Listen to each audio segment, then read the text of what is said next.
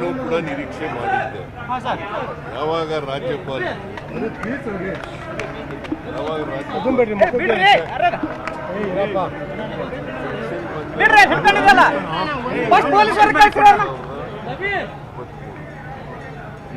ಒಂದು ದಿನನೇ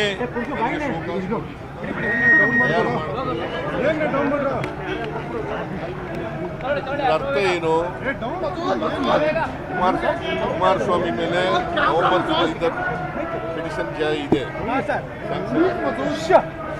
ಕೊಲ್ಲೆ ಮೇಲಿದೆ, ರಾಣಿ ಮೇಲಿದೆ, ಆಮೇಲೆ ಜನಾರ್ದನ್ ರೆಡ್ಡಿ ಮೇಲಿದೆ. ಅವರೆಲ್ಲರೂ ನನ್ನ ಮೇಲೇನೆ ಕಳಿಸ್ಬೇಕಾದ್ರೆ ಏನೋ ಅರ್ಥ. ಈಗ ನವೆಂಬರ್ ತಿಂಗಳಲ್ಲಿ ಕುಮಾರಸ್ವಾಮಿ ಮೈನಿಂಗ್ ಇದರಲ್ಲಿ ಲೈಸೆನ್ಸ್ ಕೊಟ್ಬಿಟ್ಟಿದ್ದಾರೆ ಅಂತೇಳಿ ಅವರೆಲ್ಲ ಎನ್ಕ್ವೈರಿ ಮಾಡಿ ಲೋಕಾಯುಕ್ತರು ಬರೆದು ಸ್ಯಾಂಕ್ಷನ್ ಕೇಳಿದ್ದಾರೆ. ಅವ್ರಿಗೆ ಕೊಡಲಿಲ್ಲ. ನನಗೆ ಕೊಡಬೇಕಾದ್ರೆ ಏನರ್ಥ? What does it mean?